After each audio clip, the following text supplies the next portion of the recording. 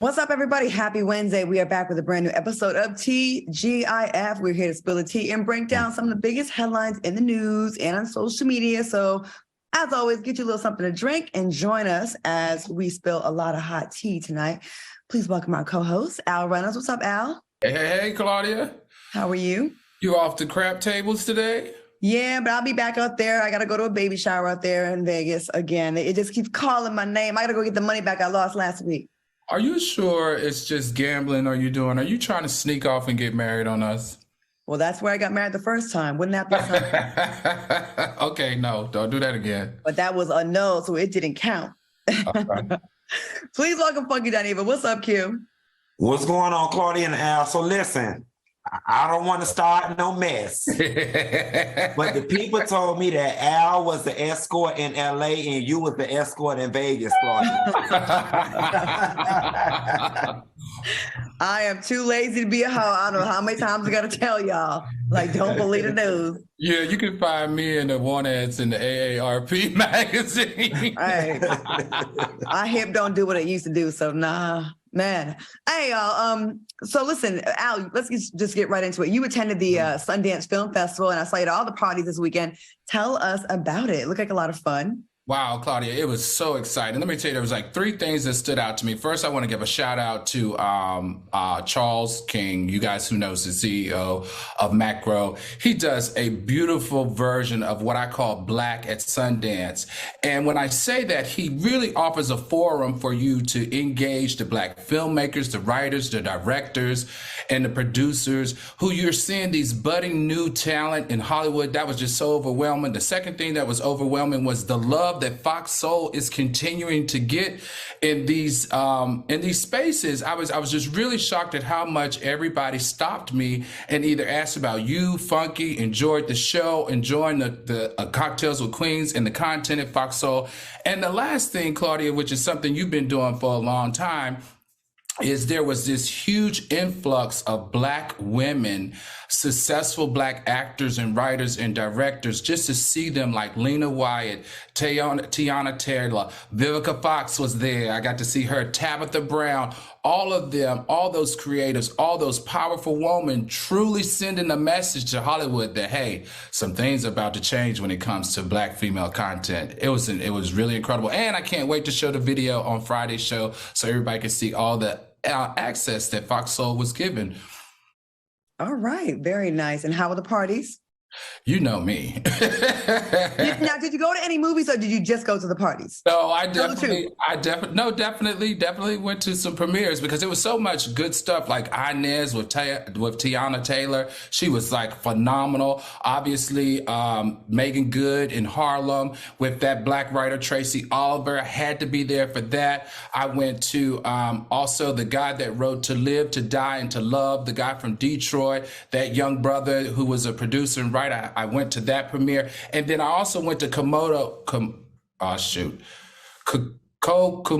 City, which was about the transgender story. So those are the four that I hit. You know how it is, Claudia, there. It's like 100 things going on at one time. Mm-hmm. So I specifically chose the things of color so that I could come back and share with the soulmates. All right. Very, very nice. Speaking of sharing, I hear Funky Dineva is no longer sharing your business on social media. Is your IG down again? Girl, they got me again, girl. Listen, Instagram got it out for me, y'all. I'm back in jail for 30 days. And this time, they didn't even tell me why I'm in jail. 2 nights ago, I was laying in bed. I went to log in, and the thing just said, you in jail for 30 days. So what did you do?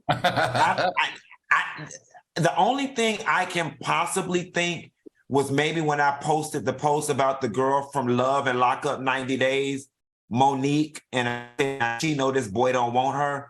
That's the only thing I can possibly think, but I don't know. How about the Boo Boo story? Nah, that ain't it. That ain't bad enough. They want me. I got to correct the pronunciation of Lena Wyatt's name. It's not Lena Wyatt. People on the chat going nuts because they love her, Al. So let me go ahead. She's amazing. Okay. Al, did you meet Tabitha Brown? Yes, and we talked, Tabitha grew up literally 15 miles from me. We in our discussion, she grew up in Eden, North Carolina. I grew up in Ridgeway, Virginia, which is Horsepasture, Virginia. And we both used to use the same gas station, believe it or not. And we laughed about that because that was the only mall in Eden that you could go to, as well as the only hospital. So yeah, we had that conversation and it was really cool. Did she smell like cocoa butter and Brussels sprouts? No, she smelled rich. Everything. Her and her husband smelled rich. I mean, everything about them oozed success. Actually, everything about all those entertainers there oozed success. It was just, I'm going to tell you, Sundance, we need to do more of it. All right. We will definitely keep y'all informed of the hot award shows here at FOXSOUL. Moving on, speaking of hot shows, Beyoncé got slammed by social media by members of the LGBTQ plus community who are upset that she performed in Dubai. Now, that's a country with strict same-sex laws, against same-sex laws. People are also upset because she did not perform any singles from her Renaissance album. Someone wrote, "No beef, but I'm struggling to understand why Beyoncé, who has $500 million, would accept $20 million to make her debut performance of the Renaissance album, a record which heavily lifts from the queer culture in Dubai, a country where LGBTQ rights are not recognized." Another person wrote, "The fact that Beyoncé has turned her back on more than half of her fan base and performed in Dubai, which is known for heinous anti-LGBTQIA laws, is insulting and infuriating. If she doesn't donate her millions to causes, then she's more deluded than I thought." Q, let's start with you. What do you think about the response of the LGBTQ plus community? What do you think? I mean, I definitely understand people's concern. I definitely understand people looking at her sideways, but I also understand that any and everybody walking would have took them $24 million. They'd put their morals to the side. They would have practiced cognitive dissonance, and they would have took them $24 million. Now, this is all I want to say, because I'm not with the fake outrage. Yes, it does look funny. Her last album was dedicated to queer culture, but I'm going to need y'all to keep that same energy, and I'm going to need y'all to not buy concert tickets in states where they have anti-LGBTQ laws. If y'all are so upset when she goes on her tour in the US, I need y'all to not buy tickets in those same states and keep that same energy. And I see that's a sentiment that you and T.S. Madison share, because I saw her posting that same thing about it. So that makes sense. If you want to protest here in the States where America keep that same energy. Because here's the thing, Claudia. Listen, an hour worth of work for $24 million. You can't name one out. First of all, everybody who outraged in a cubicle making $19 an hour, okay? I would sell my mother up the river for $24 million for 1 hour, okay? And they would too. So y'all cut it out. She went and got to the bag, and maybe she'll use that money to advocate for LGBT rights in the Middle East or wherever the hell it is. Geography is not my strong suit. Well, even her just being there, knowing, listen, the whole entire country of Dubai knows that Beyonce's album is very pro-community, okay? So even if she didn't perform and promote it blatantly, we all know who she represents or who she really, she does care about. Al, what do you think about this story? Hey, I agree with Q on this. This cherry picking activism it's not allowed, because we know there are 27 states in the United States that exercise the same type of laws that against the LGBTQ discrimination as Dubai. So if we're going to have the outrage for what she's doing in Dubai, make sure that you guys have the same outrage in those 27 states who honestly have non-discrimination protection against sexual gender and orientation. And that's in housing, that's in accommodations, and that's in employment. So if you're going to be mad at her for doing it in Dubai, then you're going to be mad at all the 27 states that do it to you here in the United States. Correction, I meant the city of Dubai, not the country. Let me correct myself before y'all come for my throat, y'all. All right, moving on. Kylie Jenner turned heads as she sported a gown with a faux lion's head attached at a fashion show in Paris. Now, many thought that Kylie would get criticism from the pro-animal organization PETA, but its president defended Kylie. PETA's president wrote that Kylie's look celebrates the beauty of wild animals and may be a statement against trophy hunting, in which lions and wolves are torn apart to satisfy human egotism. Okay, what are your thoughts on Kylie's look? That's number one. And are you surprised that PETA co-signed her dress? Al, let's start with you. Hey, the look to me, now this is my personal opinion, walking around with a big old tiger on your left shoulder, it looked crazy. I'm It's not a going to brooch. Well, that was an oversized created brooch, whatever it is. It looked crazy. I'm not going to say ugly, but nothing else. It didn't look cool or creative to me. And in fact, the first thing that would have come to my mind was the same way that people kill items and stuff them and hang them on the wall. I just felt like that's what they did and put it on her shoulder. But I'm going to tell you, Claudia, you know how influential this family is when you can silence PETA with how and what that object on her clothes look like.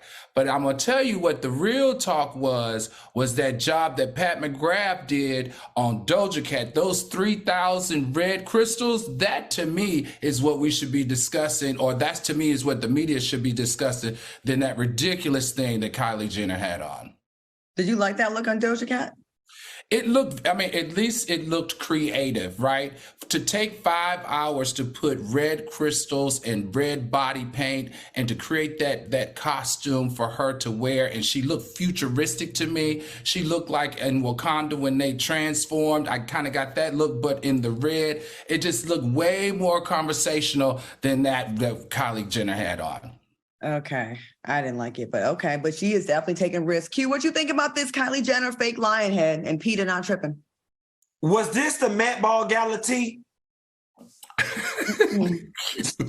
What was this? Where they was at? Fashion show in Paris. Week. Child, so listen, I'm not going to lie to you. I liked it. I liked the oversized brooch, but I'm going to tell you something. PETA full of SHIT. Because had this been anyone else, fake or real, they would have been like, oh, they're promoting the killing of animals, so on and so forth. But because it is such an influential family, and because it is Kylie Jenner, I think that they're trying to get in that Kris Kardashian camp and get the Kardashians on their side. But I think they're full of SHIT when it comes to Kylie and that taxidermy fake lion on her shoulder. I mean, on one hand, it's kind of like, when you wear faux fur, you really can't be criticized, although you are still promoting the idea of fur, right? You're still promoting the idea of a dead animal on you. I thought it looked kind of silly, but I guess fashion shows are supposed to do wild stuff like that. And, Would you wear it? No. Okay. Maybe a little kitty cat, but not a big lion. But you know what? James Earl Jones did it first and did it best. So she can't see that. I'm just saying, and Coming to America. It was that look has already been done before. All right, y'all, quick commercial break. We'll be back with more tea right after this. Welcome back to TGIF. We are getting some complaints in the chat about you, Funky Dineva. They said we did not get the customary hand gesture at the top of the show, and they live for that. So they introduce me again, Claudia. Please welcome Funky Dineva. There you go. Thank you very much. They just didn't feel right going forward with the show until they got the customary hand gesture. I love it. I love y'all soulmates. And the hand gesture is never going anywhere, even though it was born out of shade. And those that know, it's not going anywhere. That shit was so stupid. It so was. And you don't shade me if you're not the one. And I'm cute, and I'm here to read. And I'm so happy to be on this show. It was so stupid. It was so late and tired, Jesus Christ. And to even try to imply that this show was stolen from that, we would never. You know what? We all should do it. Claudia, you got to throw it to Al, and then Al got to throw it to me. Are we doing a wave? Oh, Lord. Al, doing it. What, am I supposed to do this? What? Oh, wow. It's like this. Al, you got to work on your gay hand. Hold on. Yep. The wrist got to be more loose. All right, y'all. Speaking of loose, we have an update on TJ Holmes' alleged workplace escapades. Allegedly had an affair with a former ABC intern after she sought Holmes out as a mentor. Jasmine Petaway, who was 24 at the time, had the alleged affair with Holmes in 2015 while he was still married to his estranged wife, Marilee Feibig. Now, a source close to Petaway said he was a predator who took full advantage of his position, and he was reckless. It was Jasmine's first real job in television. It was a big deal for her. She was looking for a mentor and she reached out to several people. TJ was someone who was responsive, but he absolutely abused the position of trust. Now, Holmes and Amy are allegedly in talks to get married. What do you think about this update, Al?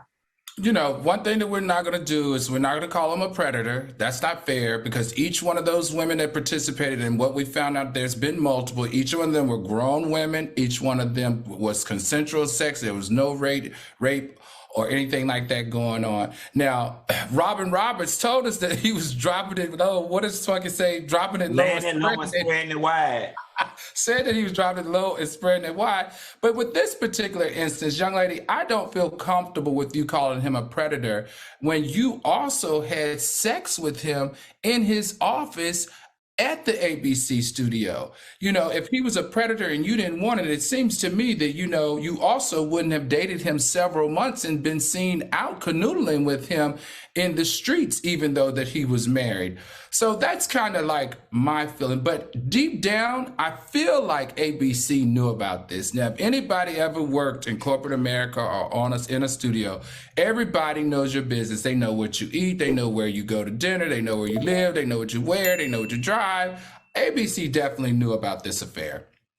Okay, Q, what do you think? Do you think they knew? Yeah, no people knew. But listen, the Me Too movement, excuse me, the Me Too movement taught us that we supposed to believe a woman and we supposed to go with what she say and we supposed to support her and we not supposed to re-traumatize her. So she said this was her experience and I'm just going to practice what the Me Too movement taught me and I'm just going to go with it. Now, had I not had no Me Too education, I would have said you laid it low and spread it wide with TJ Holmes because you wanted to, because shit. You would too? had I interned, oh, excuse me, hold on. Ooh, what's in your throat? TJ Holmes. Had I interned down to the thing, I'd have told them people they don't even got to give me a paid position, honey. I just want to remain an intern under TJ Holmes' tutelage, okay? Baby girl, you were not taking advantage of. You wanted to hunch TJ Holmes. He fine. We all want to hunch him. Cut it. Okay. I will say this. I agree. I don't think calling him a predator is right if you, consensually agreed to have sex and have a relationship with this man knowing he's married. It kills me when a willing mistress later on says that he was a predator or I was taken advantage of. Now, did he lie to you and say, I'm leaving my wife and it's awful with her? And, that's a different story when you sit there and sell a whole fairy tale to someone. That's one thing, but if she knows what it is and you know what it is and y'all both adults and y'all did it, I mean, you can't go back and rewrite history. I think that takes away from actual real victims of sexual assault and rape, and it waters down actual legitimate complaints that people really do have, because there's a whole bunch of them in this business. We don't need to be piling on adding fake ones. Now, TJ Holmes, for your part in this, you should know better. If you're gonna mess with someone, should be someone on the same level, because this is what they're gonna do. They always do this. And for a reason, because they can make an argument that she wanted to keep her job, so she was scared to turn you down. This is what they're gonna do. So that's kind of your fault. And why would you mess with so many people at work, TJ? You're in New York City. There's so many single women in New York City. What is wrong with you? I don't know. You get on my nerves. I never seen someone fumble such a big bag like that. It's just absolutely amazing. You think they're gonna get married? Multiple times. Yes. Like he went from a huge platform to BET and then back, right? How horny are you, TJ Holmes? How horny are you? How many people do you think it takes to satisfy his sex drive, y'all? What do y'all think? I don't know, but I was going to answer your first question. Do I think they're going to get married? Yes, but I don't think it's going to last. I think it's going to be to save their careers. Right. Y'all think Good Morning America going to hire them back? I don't think so. They did say it's... Go ahead. They did say it's not in violation of any of the clause. They're not in violation, so I don't know. I worked at Target and we had no fraternization with employees in my goddamn Target contract. So I don't understand how this can fly at Good Morning America. Just me. Well, I worked at Oak Tree in the North Attleboro Mall in Massachusetts, and there was no clause against it back then. I had a fine manager back then, let me just tell you. All right, y'all, moving on. Shacarri Richardson posted about being kicked off an American Airlines flight. Take a look. Y'all see him, right? Okay, but I'm sorry, it's not me. Talk to him. No, ma'am, don't talk to me like that. I'm an adult. Do not talk to me like that. Do not talk to me like that. All right, Shacarri posted the video with this caption, "Tell me if I'll be wrong to pursue legal action against the airline at American Air. Not only did the man threaten me, but also an innocent bystander who simply just wanted a picture with me." Shacarri continued, "The disrespect I received would not have happened if I was one of them."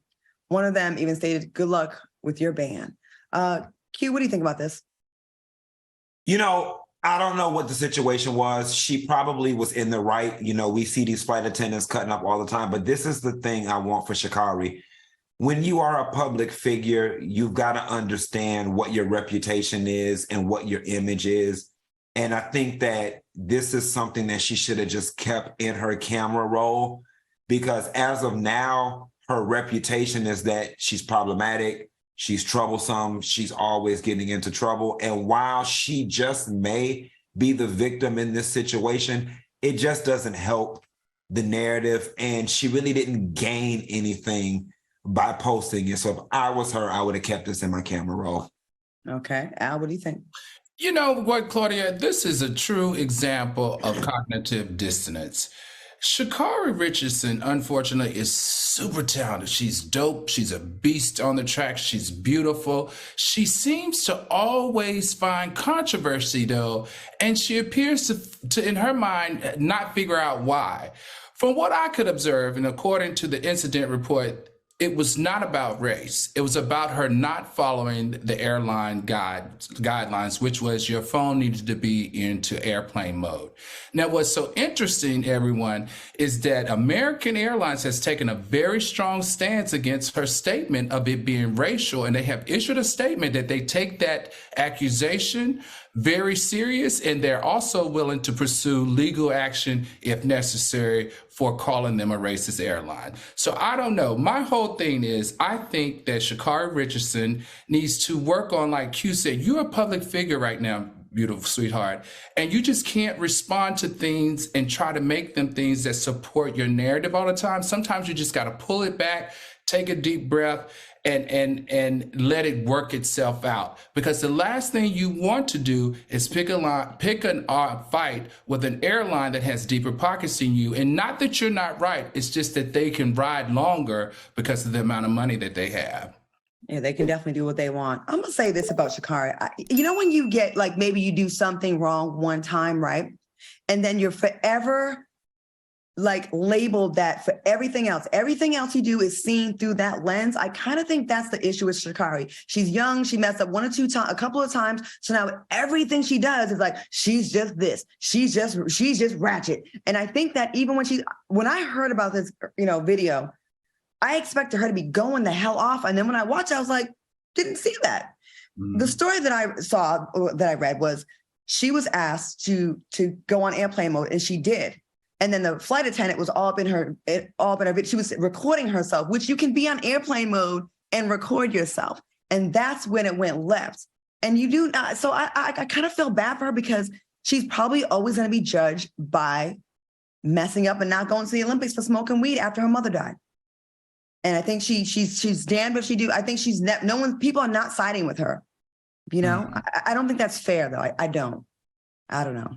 Yeah, I think there's a little more history there with her, and I think she's going to grow past this. I think she's going to end up being one of the greatest female track athletes that we've seen in a very long time. I just think there's a little bit of attitude adjustment and a little bit more growing for her to really get into her full stride. Did you think she had an attitude in that video? No, these are just working relationships. She's young. She's figuring some stuff out. She has things that she feels very strongly about, and it can come off as very difficult to work with, like being late to stuff. We've read these reports about her in the past, but like I said, she's an amazing woman as far as an athlete. She's a beast, and I'm just hoping that she gets over this hurdle of feeling like life is against her, or, things are against her when they really aren't. I think they are, though. I think America is so disappointed in her because she came out of nowhere. She was the underdog, right? And we were all like, yeah, this girl, she's rough around the edges. We all rooted for her. And then when she did not make the team, we collectively were disappointed. And we keep making her pay for this. But her mom died. She smoked some weed. I get it. I understand the track laws. I ran track and I dated a track star, and it's very, very strict. You can't even have poppy seeds from a bagel. But I don't know. I just don't think this girl should be crucified when we give a lot of other celebrities a lot of passes that beat up women, and this girl merely smoked some weed. I don't know. But anyways, if we get more details on the story, we'll definitely bring that to y'all. We're going to take a quick commercial break, and we'll be right back with more. Welcome back to TGIF. All right, y'all. If you love Jersey Shore, then get ready because this season is going to be the biggest family vacation ever. On Thursdays, the fam is traveling shore to shining shore. But don't worry, no matter where they go, they're born to be Jersey. Now they're hitting up Hollywood to support Vinny as he takes his talents from Vegas to Dancing with the Stars. Then they're cruising into the Carolinas for a big situation as Mike competes in the Cornhole Championship. And it all leads up to a big trip to the Big Easy, where the fam will Jersey up Bourbon Street. Don't miss your favorites fist pump their way across the USA and be there for all the meatball milestones. We're talking about pregnancy announcements and even an engagement. You don't want to miss this. Make sure to watch Jersey Shore Family Vacation, all new on Thursdays at 8 p.m. Eastern, 7 p.m. Central on MTV. All right, y'all, listen. This is a part of the show that sometimes makes me feel like we're about to get kicked off the air. Girl, we're gonna push it to Friday. Excuse me? We pushing it to Friday. Are you the producer of the show right now? That's what they told. That's what we spoke about before the show. Mm-hmm. Okay, well, you know what? I appreciate it if y'all tell the lead moderator here that y'all making changes to the show so I don't look stupid once again. Thank you very much. The story's still developing, child. His car's still in my driveway right now. So I got whose car? Is this the man that needed the water? Is he still in the bed is the question, Q.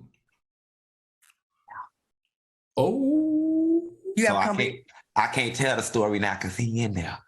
Oh, okay. You have company right now?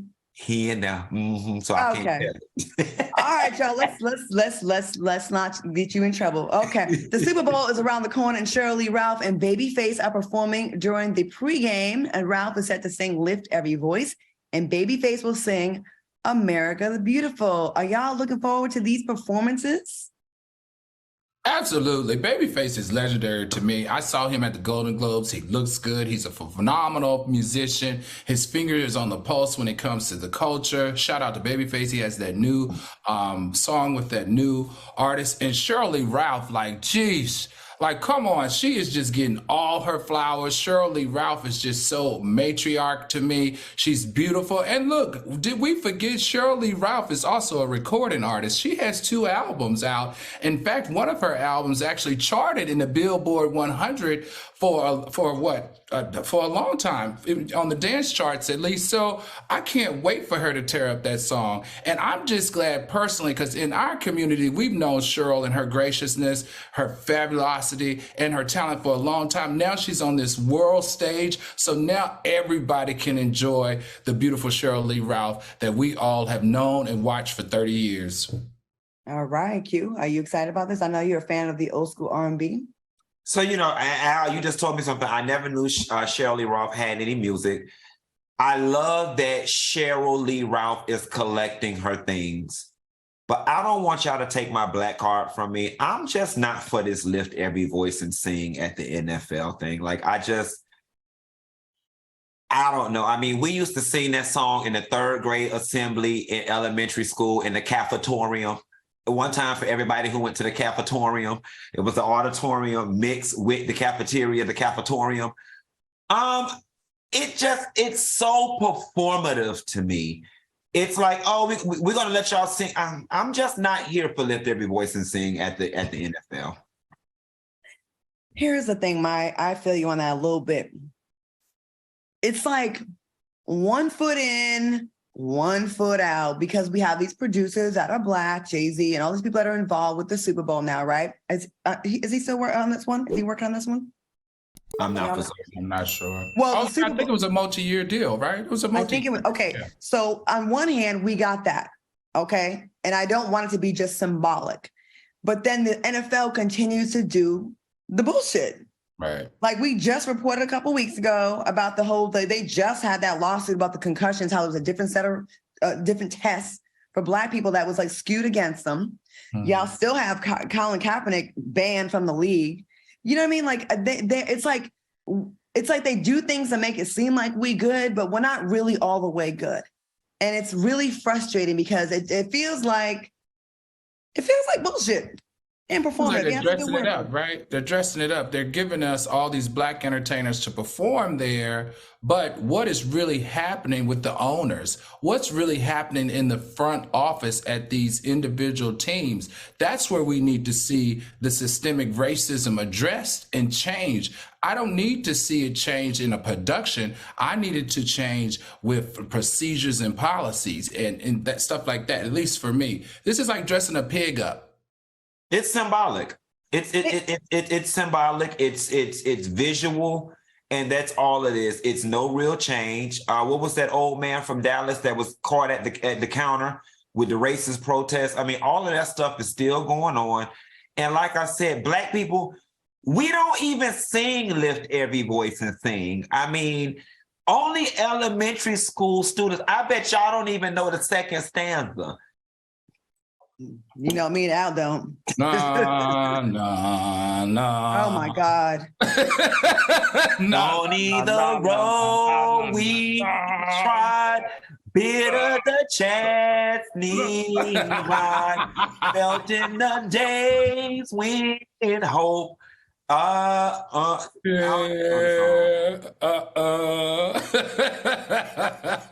to be fair, yes, I do understand that change takes time. He can't get in there just like when Barack Obama was president. You can't just get in there and change this old white organization. I get that. But I just wish, you know what? I think if the NFL really wanted to like flex, they should let Juvenile sing "Back That Ass Up." I mean, that's more relevant to Black people. And y'all gonna kill me about coming for "Lift Every Voice and Sing" because I know it's the national Negro anthem, but I think we would go up for you a big fat woman with your back that ass up. Coming, we would go up more for that than we would "Lift Every Voice and Sing." I'm just damn. Are we just ratchet as a people? No, we refuse. We refuse this. Don't use this good internet for that now. Or electric slide. Oh gosh. Wait, you said don't use this good internet. We talk about booty stuff all the cute shit in his pants 2 weeks ago. This good internet. The internet been ruined on this show. Okay. Oh, well, we're gonna take a quick cue. Take us to commercial, Mr. Producer. Go ahead. We want to hit an electric slide at the NFL, and with that, we're gonna slide into a commercial. Stay tuned. We'll be right back. Welcome back to TGIF. We were talking about that Super Bowl story about Lift Every Voice playing. What songs would you rather hear? You said "Back That Ass Up," Q. Any other songs? Al, you got a song you'd rather them play at the Super Bowl that'd be more appropriate? I want a song to make all people that are non-Black feel the pain. And I just feel like that song takes it way back to the slavery days and remind them how horrible and racist they could be. And I love it. But it's hurting us too in the process. Well, you know, sometimes you got to give to get. So do you think they're going to feel bad? They're going to be drunk off Coors Light in the stands? Of course, they're going to be like, not this song again. Ooh, I feel so bad. I had the slavery, restitution, all that stuff. Okay. Well, we shall see. It's going to be in Arizona and Phoenix this year. Anybody got any plans to go? Al, you going to the party? Yeah, I'll be there.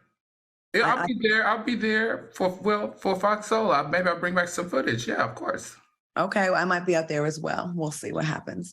Awesome. All right, y'all. I'm sure you heard the news about Chrisean Rock claiming to be pregnant with Blueface's baby. Well, Bobby Light shared his thoughts on Chrisean's alleged pregnancy. Bobby wrote, "Since everybody want to be fake and not keep it real on Beyonce's internet, I'll go ahead and say it. Chrisean, my sweet baby, you are not ready for a baby. One day, yes. And I say this with so much love. Just take this time to grow and evolve. You can do it. I believe in you." But Chrisean was not pleased with what Bobby had to say. Take a look at her response. I'm like, damn, my whole network on your whole life. What are you talking about already? I could take care of your other part with it too. Like, interesting. That's weird. Yeah, weird. Like, All right, y'all. Do you agree with Bobby Lights had to say? And what about Chrisean's response? Q, what you think? So first and foremost, Bobby Lights actually looked very good in that picture. He didn't look like botched Bobby. Let's start there. He looked very good. But I'm gonna say what my grandma said. She need a baby like she need a hole in her head. My grandma used to always say that. She need a baby like she need a hole in her head. Listen, you can't even take care of your dental hygiene. How the hell can we expect you to take care of a damn newborn, all right?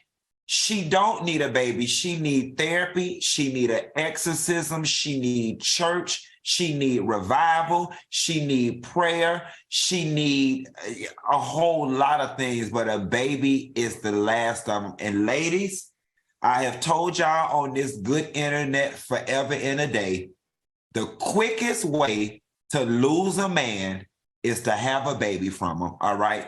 And if you think that this is going to solidify your relationship with Blueface, you got another thing coming, young lady.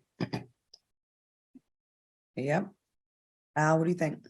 You know, there's so many interesting aspects to this. Number one, I think that her wanting this child or having this child is more related to keeping her storyline moving forward. We all know that having babies and getting married gets you another season.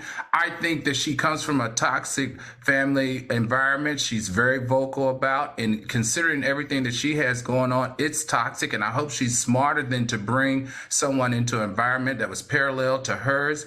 And lastly is, I want the old Chrisean back. Do you guys remember? They're showing all her old footage of when Can you please call her Chrisean? Chrisean back, because she was so beautiful. She was pretty. Her body was like a goddess. She was a track star. She was very articulate. When they showed her old interviews and when she was in the public eye, she made complete sentences. I don't know. I feel like that Chrisean, I wouldn't mind having a child, but this one right now, in the environment that she's in, and the relationship that she's in, and the fun that she's having, and all of that, it's just not proper, and it's not healthy for a newborn. I didn't think the response to Bobby was warranted, but once again, we spoke on the show about conflict resolution. No one could take any kind of criticism without popping off, and I want to fight you and F you, and I could buy your whole world, and I got money. Okay. You are getting paid right now, but at what cost, Chrisean? Chrisean, a lot of people believed and agreed with what Bobby said. He just put it on the internet. And I think he came off, people can say he did it for clout. I don't think so. Everyone's speaking on you. You're a hot topic every single week. And I think if you would take the emotion and the ego out of it, you can hear that he was actually saying some real shit to you. Like, what he was saying was not negative. It wasn't mean. People have said a lot worse about you, but I do think you're in a narcissistic abuse relationship. I do think you are very far gone. I would like to see you get some help for your trauma, because I've seen some stuff on her where she talked about being abused as a child. When her other siblings would get in trouble, she would be abused along with them. And I think she's got a really sad story. I really do. And if you don't deal with your childhood traumas, it's gonna show up in all aspects of your life, especially in your relationships. You're gonna have these blocks. Trust me, I know. And Chrisean, don't come for me, but I agree with Bobby, and I think that, we see the relationship with Blue kind of falling apart right before our eyes. And maybe this is a last ditch attempt to hold on. And that's not the way you want to bring a baby into the world. I know you don't want to have any more abortions. I know you've talked about aborting 3 already. I don't know. I can't tell you what to do with your body, because, I also don't want to be telling you to get an abortion, but damn, girl, don't get mad at Bobby for stating the obvious. We all want you to win. You got 2.6 million followers. You got 1 million followers more than Blueface. And people keep saying you're the star. If you would just harness that energy and get yourself together, I think you have a lot of people rooting for you. I really do. But you Here's gotta. the thing. She ain't gonna have. That girl ain't having no baby. Do you think she's even pregnant? Well, her mother says that she didn't think she was pregnant, right? I don't think. Well, so. Blueface's mother hates her. I don't think so. I don't think we'll see a full term. If she is pregnant, I don't think we'll see a full term pregnancy. Well, That's deep. Well, I mean, you can't get in fights when you're in early stages of pregnancy. You can't drink. You can't smoke blunts. You can't do all these things. Like, that's the most treacherous time and dangerous time the first 3 months, your first trimester. So, all right, y'all. We're going to take a quick commercial break and we'll be back with more after this. Welcome back to TGIF. All right, shout out to all the people in the chat. I heard we've been well over 4,000 all night. So thank you so much, Soulmates, for rocking with us. Okay, let's get into this scammer story. A man by the name of Devon Tinson, aka David Cunningham, was arrested in California after allegedly, listen, he broke into someone's home while the person was out of town, but it doesn't stop there. He also changed the locks, moved in, and allegedly gave the police a fake rental lease. Al, what you think about this story? Brilliant or evil? This is grossly concerning, Claudia, because not only did he break into the place, not only did he change the locks and create a fake lease, but he also threw a housewarming party and invited all of his friends. In addition, when the police came, the police told the property owners that they had to go to court in order to get their home back. Can you imagine coming back from vacation or wherever you were from, only to come back and see that someone is basically squatting in your place and the police telling you that you got to wait to go to court? That to me is insane. And Claudia, this concerns for me because you might be a new homeowner and you're always on the streets. I think you better make sure you get those cameras and stuff, because it looks like they're able to do these types of things with no problem. It looked very like he did it very easily. And he's a well-known con artist. So I don't know. This is scary to me. It did cross my mind because I've been in high rise for the past 4 years and I felt very safe. I'm perched up like 14 floors up and there's a doorman, there's security, there's a fob. And to be in a house where someone could do this. And now the laws make it where these scammers, they know the law. They know the ins and outs. Q, what you think about this?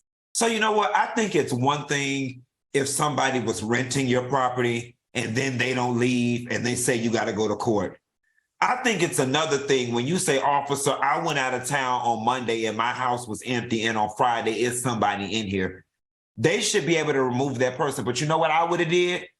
When the police left, I would have broken into my own house and beat his ass, okay? I'd have called my uncles and my cousins and I would have beat his ass and threw him out my damn house. I'm sorry. I'm not waiting 30 days to get a court date. Then I'm not waiting another 30 days for him to respond. Then another 30 to 60 days for the sheriff to come while I'm paying a mortgage? No, ma'am. I get his ass out of there in 30 minutes. You know, some states have the laws are on the owner side, and some laws, some states the laws are on the tenant side. I had a house in Arizona years ago with my investment property, and I put all new furniture in it. I got it right before the Super Bowl was there, and I had these renters in there, and they were military, so I thought they had, you know, the background check was good. They got in and decided they said, we know who you are, and we just don't want to pay the rent anymore. I go, why? Because I'm on a game show. I don't make that much money. I mean, I'm good, but I don't make that much. They ruined all the furniture and they took off. They owed me about 5 months rent and I couldn't find them. In certain states, the owner of the house has very little rights because they protect the tenants because of some of the things that have happened to them. It's really messed up.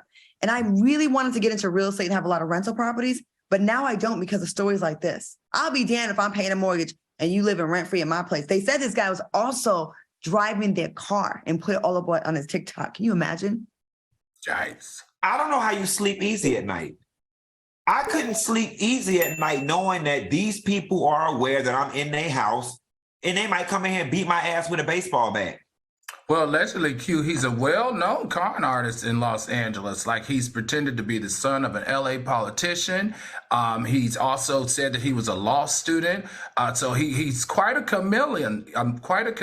And, you know, said he graduated from Southern State University, but it clearly seems like he's got some mental issues that need to be addressed because this has got to stop. And he took advantage because California is one of the states that is very tenant friendly. They are definitely protective of the tenants, which is good and bad, depending on who you are. All right, y'all, let's get into this. Social media influencer Ari Fletcher called out an Airbnb owner for exposing that she stayed in their home. Now, the owner of the Atlanta property allegedly posted behind-the-scenes photos of Ari inside the home to promote the property to get more tenants and more renters in the Airbnb business. Ari wrote, "If I paid for an Airbnb like a regular normal customer, why would you post pictures of me inside your Airbnb telling people that we were there? That's so unprofessional. And I was working on something private. I haven't been at an Airbnb in years, and this is why, because that bleep is ghetto. She continued, people saying I posted a picture in the house. So I never posted what I was doing or who I was doing it with. That's bleep. They saw and watch on the cameras. Okay, so they watch on the cameras and post the pictures. Does Ari have a point, Q? What do you think about this? She 100% has a point. The landlord or the owner of the Airbnb was wrong. However, I do understand when you're just a normal person and you have a celebrity in your house that you may get a little excited and want to promote it and put it up. Look, I have a celebrity stay here, but he or she didn't think that one through. And Ari's 100% right. It's completely unprofessional. Agreed. Al, what do you think? Well, I think in this case, two things can be true at the same time. We've said it a lot on this show. You guys know that I used to have a couple of Airbnb properties. Claudia, your ex used to have an Airbnb property. So they do have a right to put cameras in heavy traffic areas. They can't put them in the bathroom or the bedroom, but they can put cameras in places to make sure that you don't tear up their property. However, he did not have a right to use her likeness to market the property. But, let's be clear. The policies are stated once you sign up and log in and book that property. It tells you clear as day right there that the property is being surveyed. Surveillance and cameras will be on the property. It's messed up that he could have probably just asked her for a picture. My ex, KJ, he would always meet the tenants before they would go into his house. And he found it created a better bond and a better rapport. They'd have more respect for the property if they saw the homeowner eye to eye. He could have done that and met her and then asked her, hey, do you mind if I take a picture? I'll post it after you leave. He could have done that. But I would be creeped the hell out if you had cameras in the kitchen. Yeah, the common areas, I get it, it's fine. But then you screenshotted those pictures and put those on your Airbnb. I could have been smoking weed. I could have, like anything that wasn't good for my brand that I'm thinking I'm in private area. I think that was mad disrespectful. He could have handled it a different way. All right, y'all, Roland Ray is finally in the news for doing something positive, and we like to give people their flowers. Ray, we don't hate you, Ray. After getting a new apartment, Roland Ray shared that he gifted his new neighbors with free Wi-Fi. He wrote, I decided to gift my neighbors with free Wi-Fi. I set up a separate guest Wi-Fi with no password because I know how it is to not have Wi-Fi when you need it the most. Would you guys do this for your neighbors? Al, let's start with you. And what do you think about that?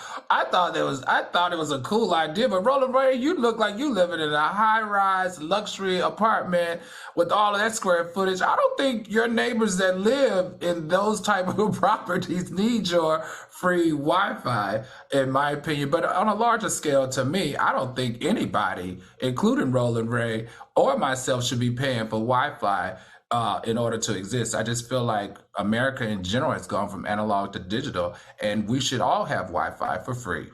I agree. Q, what you think about this? I think that was cute for Ray to do that, and I'm glad that Ray is actually in the news this time for something positive.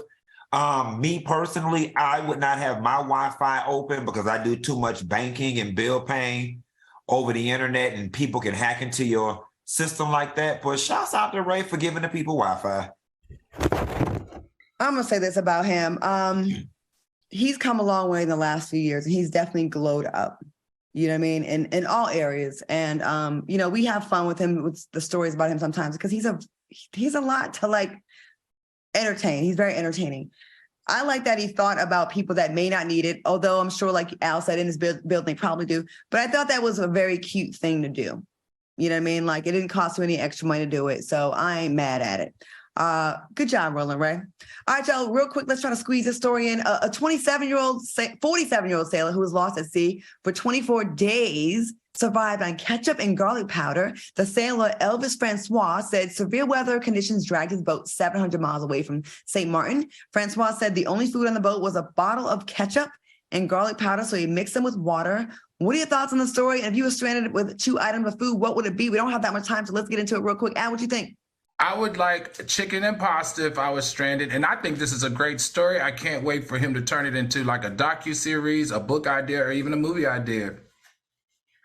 Okay. Q? I'd have just asked the Lord to come get me because I don't know. I could have stayed out there that long eating no damn ketchup and no garlic powder. And rainwater. And rainwater, yeah.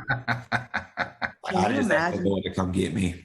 And 24 hours at sea at that. Where was his phone? I don't know. That's a long time at sea. When I do the Tom Joanna cruise on day 7, like it's a good amount of time. I'm like, I'm ready to get off, but like 7 days max. 24 days. He didn't have no fishing equipment to catch a fish. I don't think so. From according to the story, Q, he was just doing repairs on the coast or something like, so his boat was just like a sailboat that had, he was just doing repairs. He didn't plan on. Well, when it started drifting, he should have jumped off the boat and let the sea have it. But I just don't get doing stuff like that by yourself. Like I would have to have somebody with me. Mm-hmm. All right, y'all. I want to thank my fantastic co-hosts, Al Reynolds and Funky Dineva, for being here. Of course, you guys in the YouTube chat, thank you for watching us.